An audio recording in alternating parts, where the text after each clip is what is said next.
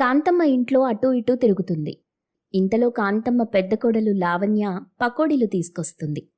తన అత్తగారికిస్తూ, ఇదిగో తీసుకోండత్తయ్యా, ఈ చల్లని వర్షంలో వేడివేడిగా ఇలా పకోడీలు తింటే చాలా బావుంటుంది.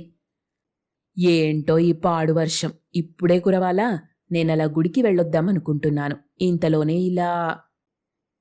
అత్తయ్యా, గుడికి వెళ్ళి దేవుణ్ణి మొక్కాల్సిన పనిలేదు. ఇదిగో మన పూజ గదిలో మొక్కితే చాలు. మనం డబ్బున్న వాళ్ళం. దేవుడి దర్శనాన్ని కూడా డబ్బులతోనే కొనేస్తాం. అవసరమైతే ఆ గుడిలోని దేవుణ్ణి కూడా మన ఇంటి ముందుకి రప్పించుకుంటాం. దానికే అంతలా బాధపడితే ఎలా చెప్పండి?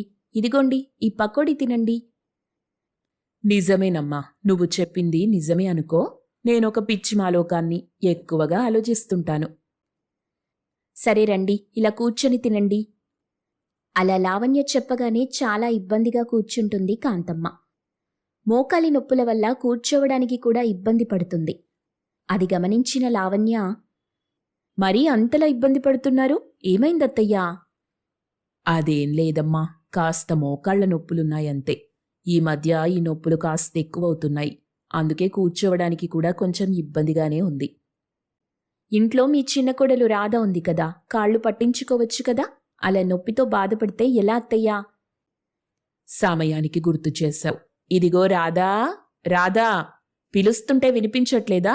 తొందరగా రా అంటూ కాంతమ్మ పిలవగానే వంటింట్లో పనులు చేస్తున్న రాధ వెంటనే తన అత్తగారి దగ్గరికొస్తుంది. ఏంటత్తయ్యా పిలిచారు? నాకు మోకాళ్ల నొప్పులు ఎక్కువగా ఉన్నాయి. కాస్త కాళ్ళు పట్టమ్మా. అవతల కూరలు పొయ్యిపై ఉన్నాయత్తయ్యా, అవగానే కాళ్ళు పడతాను.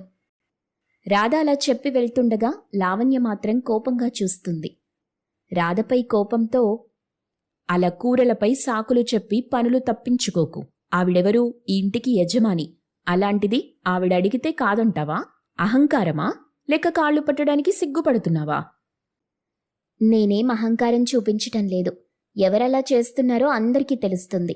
నేను ప్రత్యేకంగా చెప్పాల్సిన అవసరమేమీ లేదు. ఏంటే నోరులేస్తుంది? ఎంతలో ఉండాలో అంతలోనే ఉండు. నోరెత్తకు. చూడండత్తయ్యా, అదన్నేసి మాటలంటుంటే